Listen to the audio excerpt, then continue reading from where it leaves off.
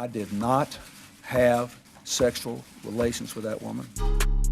Yes or no? Did you ever take banned substances to enhance your cycling performance? Yes. I had no prior knowledge of the planned assault on Nancy Kerrigan. I am deeply sorry for my irresponsible and selfish behavior I engaged in.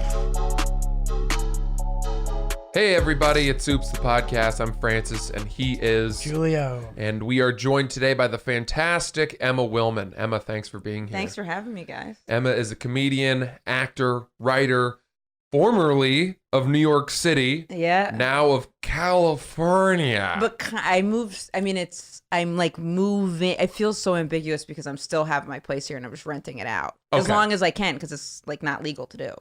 Ooh. And I'm not good at keeping secrets, obviously. Yeah.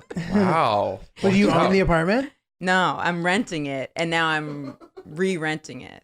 Are you charging more? A little bit. Atta girl. Nice. A little Love profiteering. that. That's Love really that. illegal. Yeah, it is. It is. But Did you list on like Craigslist or how'd you I find did it this? on I don't want to incriminate myself, but Does it sound like Fair Nancy? yes, like Fair Nancy. I'm so bad at that, being like, it sounds like, and like, did you just have an aneurysm? Yeah, it rhymes with that, exactly. But if they catch me, you know what? It is what it is. I had one woman actually recognize me, and that was mortifying. I was handing her the key, and she was like, I know you from YouTube. Which, who knows, on YouTube it could have been, who knows, but that I was like, yeah, things are going great, give me the key, and then I like just got out of there. Wow. But so hold on a second. Yeah. And we won't get you into a place where you're going to get into trouble. It's okay. Here. But I am so curious about obviously the laws in New York City are very strict, and there was a big change recently. Whereas there was a big change. Well, didn't they really legislate against that recently? Yeah.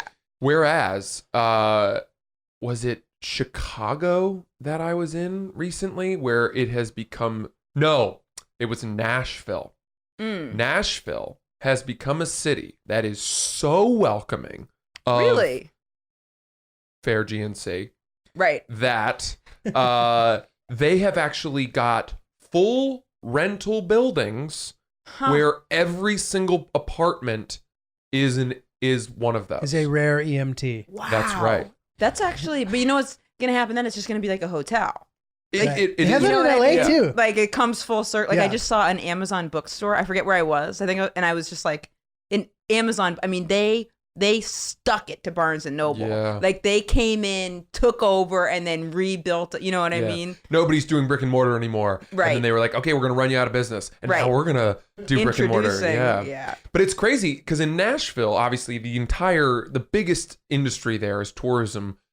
And that is made so big by bachelorette parties. I didn't know that. Yes. You're like the bachelorette party expert. It is. Well, because I've been there twice. Have you ever done shows down there? I was in Nashville this past weekend. Oh, wow. Yeah, Carly and I had a live Secret Keepers show, which is my podcast, one of my podcasts. Yeah. So we did it in Nashville, which was fun. And then the night before that, we were in Atlanta.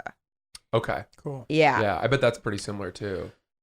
Like in terms of the presence of rental and stuff there. Probably. And we were about an hour outside of Atlanta, actually. Oh. It was interesting. But Nashville was awesome. Nashville's amazing, and it's also a city that is like 65% women. I didn't know that at all. Expanding rapidly. Yeah, and getting more gender heavy. It's tipping even further. Why do you think it is? Good question. I don't know exactly why.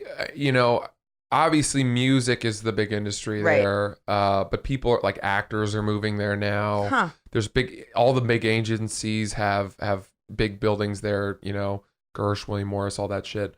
And then, as I said though, that bachelorette parties on any given weekend there, I mean, you're watching the streets are filled with women on those pedal bikes, the little bars. Where they drink? Yeah, the bars. They've all got the worst sash. idea. Wiener hats. That's the worst idea. Yeah. It's just such a bad and idea. they come up to you and they're like, "Hi, I'm sorry, but I'm actually doing a a scavenger hunt. Right. And I have to castrate you? Are you open to that? I have to I've get got some these- money from you if you don't mind. Thank you. Like, no, no, leave me alone. How But- often are you going to Nashville? So I've been twice. Okay. Once I went for fun, and then I did a night at Zany's. Nice. Which was awesome. Yeah, Is that where beautiful. you guys did your show? That's where we did the show, and it was great. so It was great. so nice. What a Everything club. was. The night before we were doing a live podcast, and they didn't have two mics, so we were like sharing the microphone. Oof. So it was they had the microphones and like the bar for what makes me feel like, oh, this is great. It's really low, actually. Yeah. So Yeah. we were like microphones, seats, water. Zany's was great. That's awesome. So I don't know. Yeah. So that is, I think why I don't know why there's so many women there, but when your whole industry is around people coming in for just the weekend, Right. obviously, Schmear-B&B. Airbnb. Yes. they'll be very successful in a city like that. It's changed a lot too. My girlfriend went to Vanderbilt and I went to Nashville 10 years ago. And if I tell people I've been to Nashville, she immediately corrects me and says I have not been because of how much it's changed. Really? Which is fucking annoying of her. Yeah. But that she's proving the point that it's a rapidly changing and evolving city. What was it like when you went? It was sick. I mean, it was great. You know, Yeah. they had the little strip of bars, all the live music, blah, blah, blah. It was popping. When I was in Nashville, because I went one time, actually, I did a show at Vanderbilt. Like 2 years really? ago, Pete Lee and I did a show. Oh, cool. And then we went out afterwards and we went to that, like the bar, and they had like country musicians in like every Yes, single bar doing exactly, live yeah. music. Yeah, it's called Broadway, right? That's that I main don't remember. street. Yeah. Yeah.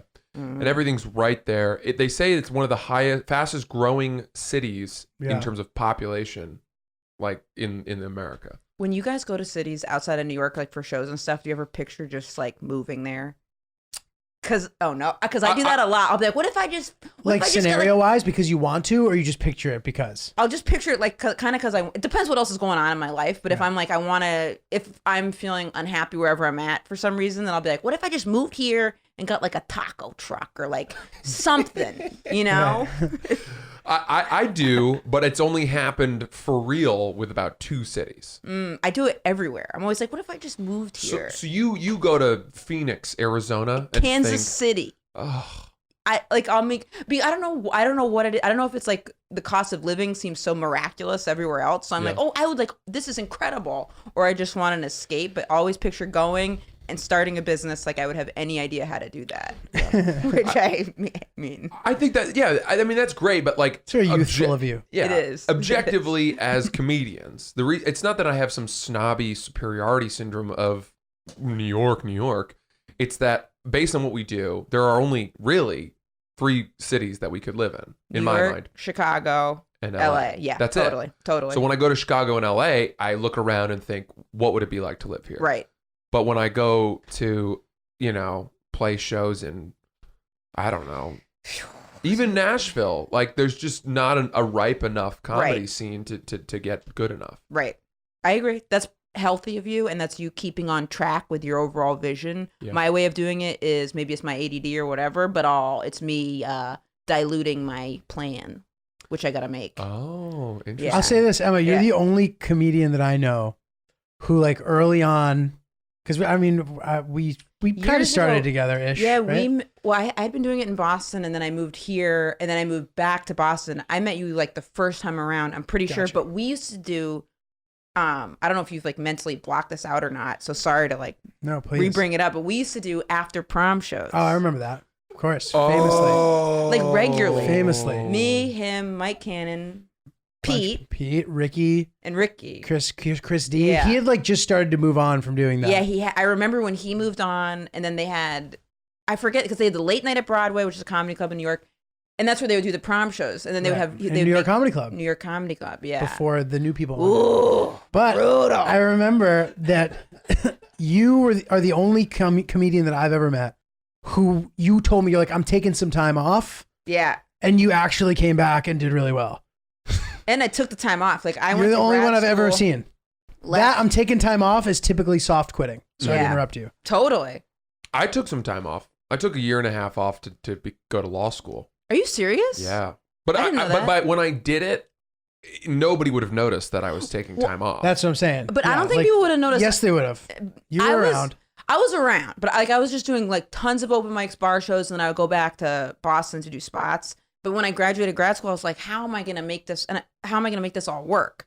So then I wanted to go and be like, let me recoup and figure out if this is what I really want to do.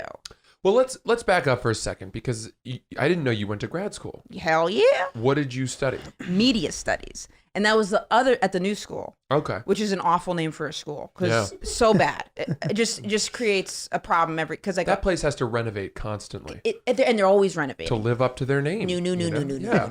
And where are you going to school? The new school. And they go, oh yeah, I know it's new for you, but where are you at school? And I'm like, Eugene Lang. Yeah, exactly. Sounds like something the UN built in a developing country. Yeah. Yeah, you're right. You're so right. That's funny. You're like right. a political thing. Yeah. That's funny. Yeah, that's true. That's good. So sorry, media studies. Yeah, at the so I new went for school. media studies because I was like, I want to do something that is entertainment related. Because I'd started doing open mics like maybe 9 months before that, and I remember it very well.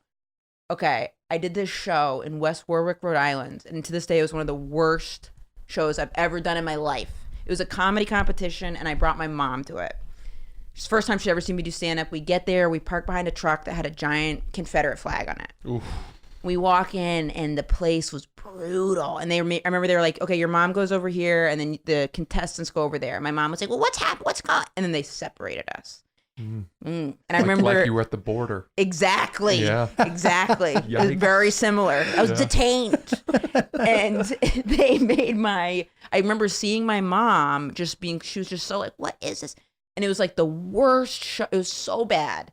And then on the drive home, we were in total silence and we pulled up to her apartment. She was like, you got to go to grad school. And that's why I applied to grad school. Really? Yeah. Wow. I believe that that's the reason why like people who function within a certain level of society don't pursue this sort of job. Like we're all crazy to some degree because like, I don't know, I came from like a pretty normal upbringing and I noticed that like nobody that I knew ever did anything like this. So like you said, Totally. you have that one bad show and they're like, you know what the odds are of making it? Totally. What, you drop in a bucket. Right. Go da-da-da-da-da. You can do it on the side. Like you get talked, you get convinced out of it every day. You don't even realize it. And it's a very like privileged, like it's a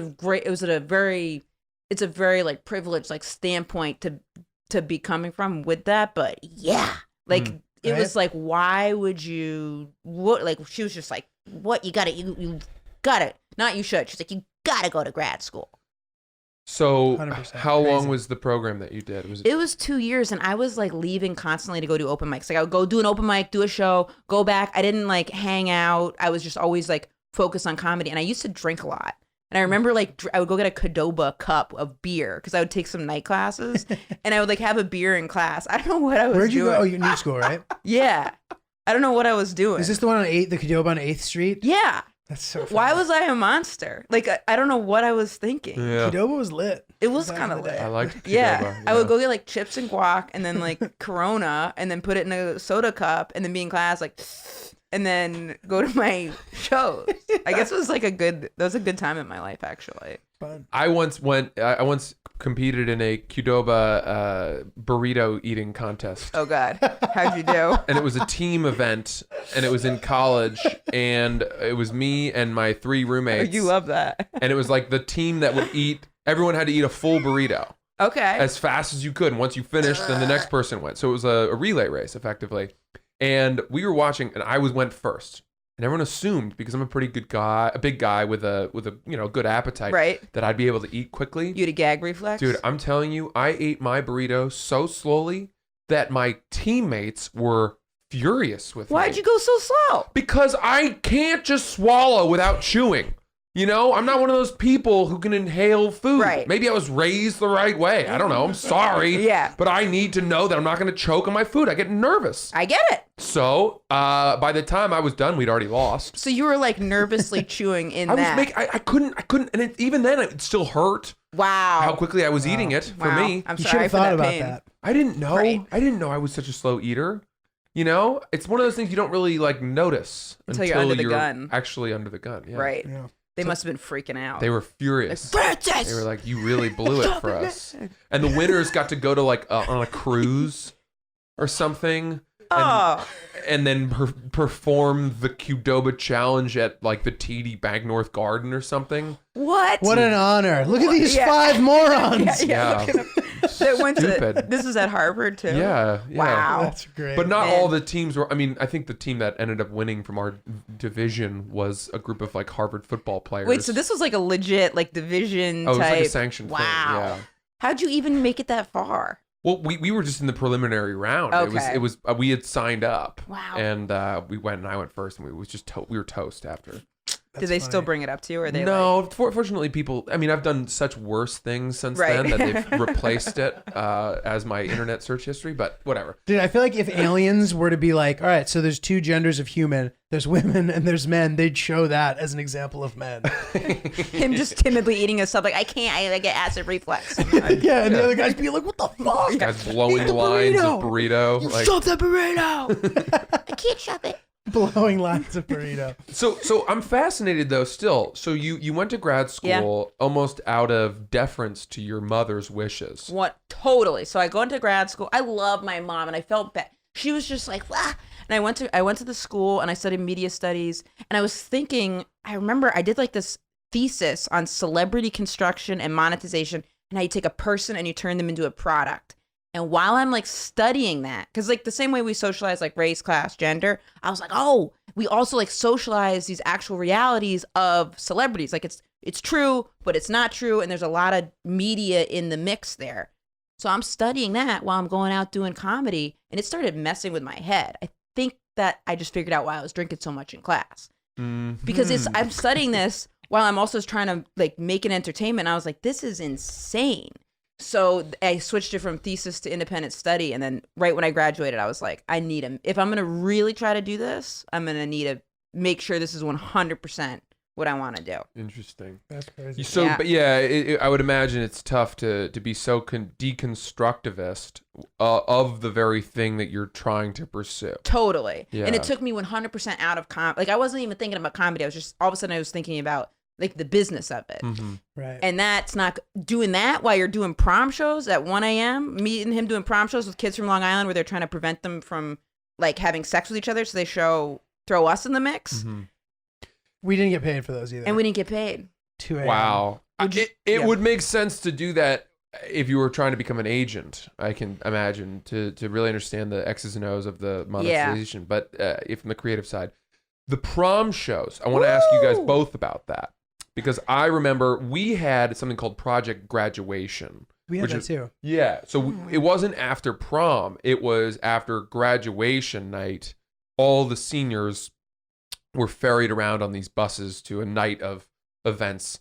And the conceit was if we keep them awake until 7 a.m., They won't go bang. they won't go, Getting in trouble. and doing drugs and stuff. So, and they sent us to a comedy club in Portland, Maine. Are you serious? It The Comedy was- Connection? It was the Comedy Connection. Whoa. Bob Marley's workout gym. Wow. And unfortunately, this place is closed many years since. But and now there's really no comedy club in Maine. No, there's not. Empire's pretending to call itself one, but who knows if that's actually going to get legs. Right, because is that a full-time club or is it a room? Now it was a room, and they're now branding themselves almost exclusively as Into comedy a club. Yeah. There was this show I did in Maine like years ago that I didn't know that this was what it was. I thought it was a comedy club. This guy had built a comedy club in his basement, but it was like still totally just his basement with some chairs in it. And I remember doing it, and before I went, I was with my dad and my stepmom because I was visiting Maine, and I was like, all right, I'm going to go to this show.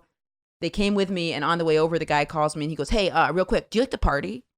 And I was like, no, man. Like, I'm with my dad and my stepmom. So, like, if you can think of a group of people that, like, don't like the party, like, that would be us right now. And he was like, oh, cool. It's okay if we're partying in the house. And I was like, to me, partying means doing coke. So I was like, I mean, should I tell my dad not to come? And he was like, I got you. Don't worry about it. So when we get there, the guy shows up and he's like stoned out of his mind. And he's like, Emma, Mr. Willmann, we'll be partying upstairs. The show is downstairs. And I was just like, funny. That's insane. and then I just like ushered him down. And then it was packed in there. Really? Packed. Was it a good show? It was, it was all right. It was okay. It was a cool setup, but I think it got shut down pretty quick because it was like definitely a fire hazard. Oh, interesting. Yeah. Well, Emma, we have you here, and this is Oops the Podcast, of course. So I wanted to ask you about some tough moments. Okay. And you've alluded to a few, perhaps. But are there any moments along the way, this journey of comedy that you've been in for over a decade, that you look at and say, "My God, I wish I could have that one back"? Yeah. I feel that like a lot. But you know what? That's like, I love entertainment. I love comedy. Like I love the business too. But man, I think like, I feel like most comedians probably have one or two friends that they talk to, like comedians that I'll commiserate with, where almost every other day we're like, what are we doing? Right. What are we? And then we pump each other up. Mm-hmm. So, all right, I'm going to think of like one. This was the moment right before I stopped too that happened with graduation. I got a couple. And you want it to be related to comedy? We Oopses? want all the dirt. Okay. Yeah. So this was one. This wasn't really an oops on my part, but I remember this really like derailed me comedy wise, and it showed me I wasn't ready for the business. Okay. I was doing Caroline's March. No, what is the one where you go against the person? March Madness. March yeah. Madness. Okay, so I'm doing Caroline's March Madness, and say I've been in New York 2 years, and I was going against Mark Normand in whatever round it was. And I remember before I went on, I was like, "Are you gonna make fun of how I look?" And he was like, "No, sister." Like, no. And I was like, "Okay." So we go on, and he just skewers me. Wolf in sheep's clothing. That guy. And of course, fair enough. And I remember afterwards, I was like, "Hey, I thought you weren't going to make fun of how I look." First off, I shouldn't have asked that first. I don't know what I was doing. And he goes, I thought you were talking about your nose." And I was like, "Oh." And then, Ah. and then if that happened now, could have cared less. But I remember at that time, I was so devastated that, and then there was all these like other things that's when I took the year off. But I'd say, okay, a big like oops with comedy. I mean, I'm trying to think of things where it's like things I've messed up or things that have happened to me. Well, let me ask you about that Mark Normand situation while you spin the wheels a little bit more. And I love Mark Normand. He's one of my favorite comedians. Absolutely. A tour de force. Could have been anyone. Here's my question, though, right? Is your sense of regret on that situation that you asked him if he was going to talk about your looks? Good question. First, and man. then by you effectively teed him up? Totally teed him up. Yeah, I was like, "You're not going to talk about..." Right. I didn't even think of that. Maybe that's what then sent him to do it. Right. I think my regret is that I took it so personally. Okay. It was a competition between the two of us. Whatever, if you can't, like whatever if you're going against someone in that type of style, which is kind of a ridiculous style for comedy, to have it be like a rap battle type thing. Yeah. You did that too. I've done it 3 times, and it's a very penetrating experience. Penetrating. And I really believe that you need to do like fortifying exercises before you partake in it. Yeah. I've done it 3 times, and I probably won't do it again. It's just like too stressful. But I'm happy with how I've done. I lost people who were funny, and I can't handle the idea of like losing to someone who I don't think is better than me or something. Like, it's totally stressful. It becomes bad for your head at a certain point. Yeah. I did it, though, and when I did You loved it? No, I didn't love it. It wasn't a roast battle. We both just It did can 1 be. minute It of can be. comedy. So it had been like that, and then I this was, I think it was like one of the final rounds. So I was like, "Oh my God!" Like You got far. I got far one time, and then the next year I think I didn't even get in the thing. But that's why it's like there's certain. I used to always look at every single thing as like, "This is it," Right. and then I would be like crushed that because Yeah. nothing is everything, but everything is something. So if you look at if you set it up where it's Well like said. this is it, you're fucked. Totally. Mhm. And You that know? goes to what you said about the thing with your mom, because this is what happens in comedy inevitably. Like, you have a bunch of nights that suck, you have shows that suck, and then it doesn't go well, and they saw it not go well, and they're like, "That didn't go well. Can you explain why you want to do this?" And you're like, "I can't." I can't. And it's this like vulnerable, horrible moment, Right. Yeah. where like the prophecy is coming to fruition, where everybody's like, "They'll never make it." Yeah, you think that's the one honest audience. Right. And And you know, I and you totally get, Yeah. oh my, I get that sometimes where I'm like, "Oh, they figured me out." Yeah. They saw through I'll get off stage and be like, "Look, I know I'm not a good writer, okay? Just know that I know." And then I want to like Yeah. walk out. Yeah. I got my oops. Okay, great. Okay. Let's hear it. Oh, this is so bad. This is so embarrassing. Great. Okay. So to set the scene, I've got ADD. I take Vyvanse. If you take Vyvanse or any ADD pills, it can kind of, when you mix it with booze, it can make you more drunk. So remember I was like on low sleep and I had been in Pennsylvania. I did this like awful show in Pennsylvania. I came in. I remember I was feeling like kind of strung out because I had been like traveling a bunch. This is maybe 2 years ago. How much Vyvanse also, by the way? I think I take like 20 milligrams a day, but I always take it at different times. Gotcha. And you're not supposed to take it at night, right before you go drinking. So, and I just gotten in at the Cellar. So I'm like pumped about that. So I had a spot that night at the Cellar that I came in. I remember coming in. I remember fighting. I was in a relationship. I remember us fighting. And then I'm like, how am I going to get through these shows tonight? I'm so tired. Take my Vyvanse, go to the Cellar. I hosted a show and I remember drinking vodka soda. Okay. I remember getting drunk at that because I remember, you know when like you drink and then you think you're fine and then you stand up and you're like, I'm not fine. Yeah. Things are not okay. But I can like, I drank enough that I can like to think that I could be pretty drunk and I'd be like, all right. So I'm famous last words. So I'm like, all right. That's when I'm my best. But I go up the stairs of the Village Underground. I remember that. I remember seeing security and I remember just kind of being like, and being like, how did I get so drunk? Because I wasn't putting it with the Vyvanse. This is so embarrassing. So I go around the corner, and at this point, I definitely was aware of being hammered. Like, I remember running into some people, and they're like, how are you doing? And I was like, I hate my life. Like, I remember mumbling that. And then I remember seeing John Fish at the table, and I kind of remember him being like, are you okay? I was like, yeah, man. And then I went to go on stage, and I remember you got to go down these stairs. So I remember opening the door. Someone said something. I turned to look at them. And when I turned, I flipped in a way that I just fell down the stairs at the Cellar. Oh, my God. These are long stairs, too, people. Oh. That is crazy. And I guess I was so drunk that my body was loose. So I didn't like tense up. Like I just went splat. And I don't remember this, but the woman working that night, she says, oh, wait, who else was there? So I splat, and she says, you fell like this, and then you just popped your head up and went, I'm good to go. And we were like, we don't think you should go on stage. And I was like, I'm good. And then I remember being on stage like a little bit, and then they lit me early, and then someone put me in a taxi, and I went home, and the next day I got a call. I think someone asked someone for like my phone number. And then like I think a couple comics called and were like, are you all right? Like what happened last night? Oh my God. So embarrassing. Oh. Oops. Yeah. Oops. Now, so much to unpack here. I know.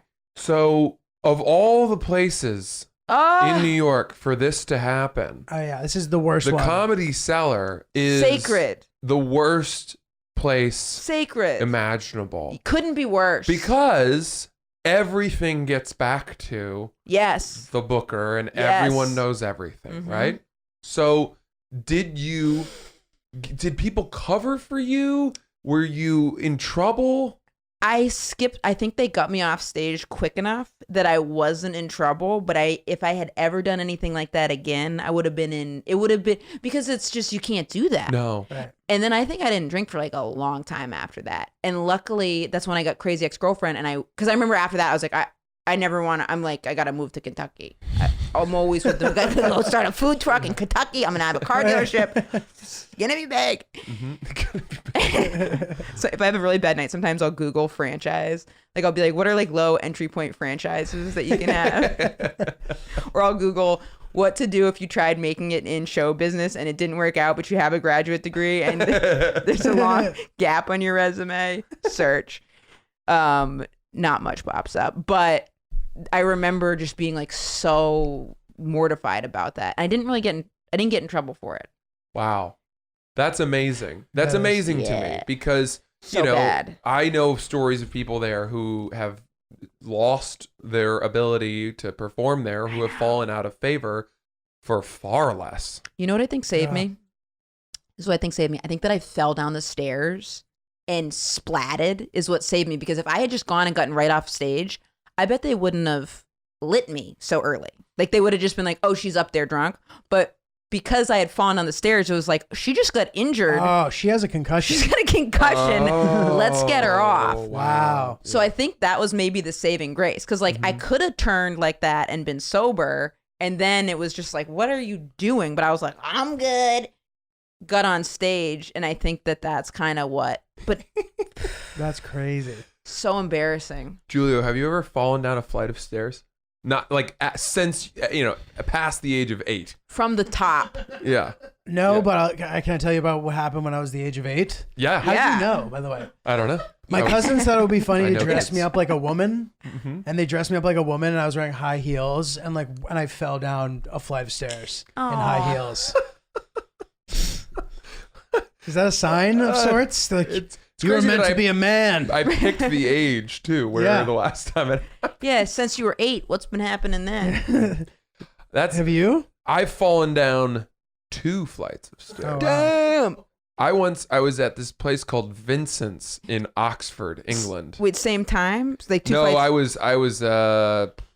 I must have been 17, and I was doing a semester at Oxford. It was like, but I was a senior in high school, so it was this Winning. weird program that I'd found, and I had been recruited for sports, so I knew my whole college admissions and application stuff was in way earlier based on that, and so I just went to England for the fall of my senior year, and went to this cool program, and there was this cool like club called Vincent's, not a nightclub, but a place where you had to go wear a coat and tie.